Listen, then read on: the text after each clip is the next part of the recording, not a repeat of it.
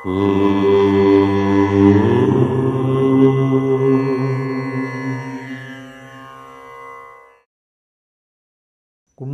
కుమారి కుటిలే చండి చరాచర సవిత్రి చాముండే గుణిని గుహారిని గుహియే గురుమూర్తే త్వం నమామి కామాక్షి. స్వధర్మ ప్రేక్షకులకు మాస ఫలితాల్లో భాగంగా మీనరాశి వారికి ఈ మార్చి నెల ఫాల్గుణ మాసం ఎలా ఉంది అనేది ఇప్పుడు చెప్పుకుందాం. పూర్వభద్ర 4వ పాదం, ఉత్తరాభద్ర 4 పాదాలు, రేవతి 4 పాదాలు కలిస్తే మీనరాశి. తృతీయ స్థానంలో ఉన్నటువంటి బృహస్పతి కొంత జాగ్రత్తగా ఉండమని చెప్తున్నాడు. 12వ స్థానమైనటువంటి మీనంలో ఉన్నటువంటి మన 12వ స్థానమైనటువంటి కుంభంలో ఉన్నటువంటి శనైశ్చరుడు కూడా కొంత అనారోగ్యాన్ని కలిగింపజేస్తాడు. కాబట్టి జాగ్రత్తగా ఏలినాటి శని దోషం. 1వ స్థానంలో రాహు ఉన్నాడు. సహనంతో ప్రతి పనిని కూడా చేయవలసి ఉంటుంది.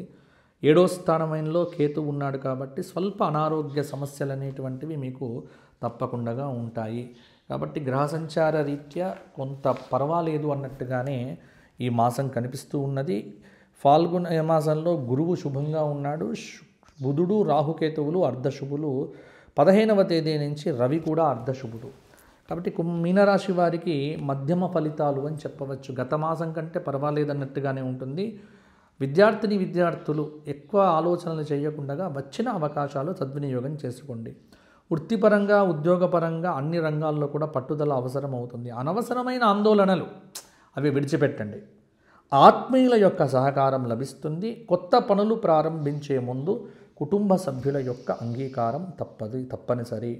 ఎట్టి పరిస్థితుల్లో కూడా ఆరోగ్యాన్ని నిర్లక్ష్యం చేయకండి. వృధా ఖర్చులు ఉంటాయి. ఆచార వ్యవహారాలకు వీలైనంత ప్రాధాన్యత ఇవ్వండి. ఒక సంఘటన ఇబ్బంది కలిగింపచేస్తుంది.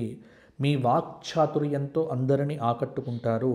దైవ సందర్శనము, మిత్రుల సహకారం కూడా బ్రహ్మాండంగా ఉంటుంది.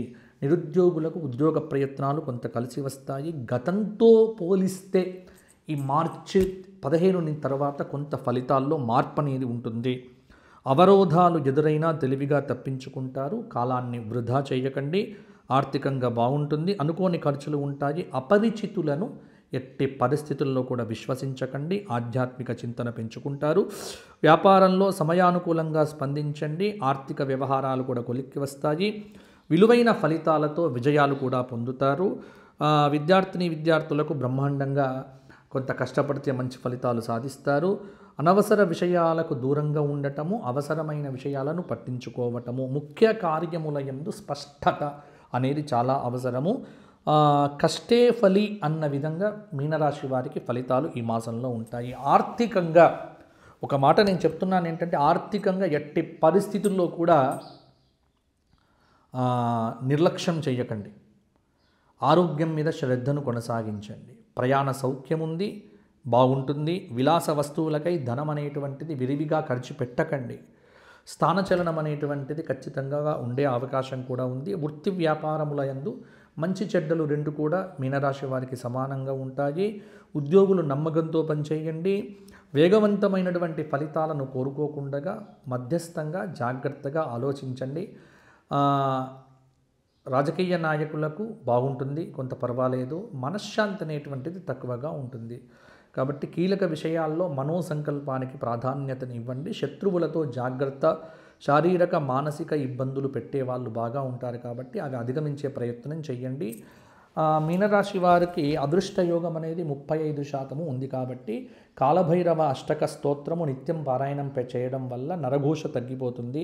ఏలిననాటి శని దోషం పోవటానికి కూడా ప్రతిరోజు శని సంబంధమైన ధ్యాన శ్లోకాన్ని ఒక 19 సార్లు పారాయణం చేయండి. శనివారం నాడు రావి చెట్టు చుట్టూ 54 ప్రదక్షిణములకు తక్కువ కాకుండా చేయండి. ప్రతిరోజు విష్ణు సహస్రనామ స్తోత్ర పారాయణం చేయడం కూడా మీనరాశి వారికి చెప్పుకోదగినటువంటి సూచన. అంతా బాగుంటుంది.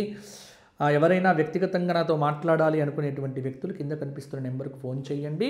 జాతకంలో ఉన్నటువంటి కొన్ని వివరాలను తెలుసుకోవడంతో పాటు మంచి విషయాలు, పరిహారాలు మొదలైనవి కూడా చెప్పడం జరుగుతుంది. మార్గదర్శనం చేయడం జరుగుతుంది. ఏది చెయ్యాలి, ఏది చెయ్యకూడదు అపాయింట్మెంట్ తీసుకోవడానికి కంపల్సరీ కూడా రుసుము ఉంటుంది. మీరు ఇచ్చేటువంటి డబ్బులు ఏవైతే ఉన్నాయో మా స్వధర్మ సేవా ఫౌండేషన్ కార్యక్రమాల కోసం వాడటం జరుగుతుంది. వేరే విధంగా అనుకోవద్దు. ఛానల్ని సబ్స్క్రైబ్ చేసుకోండి. వెంటనే కొన్ని రోజుల్లోనే ఉగాది ఫలితాలు పెట్టబోతున్నాము. ఉగాది ఫలితాల మీద కృషి చేస్తున్నాం కాబట్టి ఉగాది ఫలితాల కోసం మరలా మనమందరం కూడా కలుసుకుందాము. అందరూ కూడా బాగుండాలి. మీనరాశి వారికి ఆశీస్సులు చెప్తూ జై శ్రీరామ్, జై శ్రీరామ్.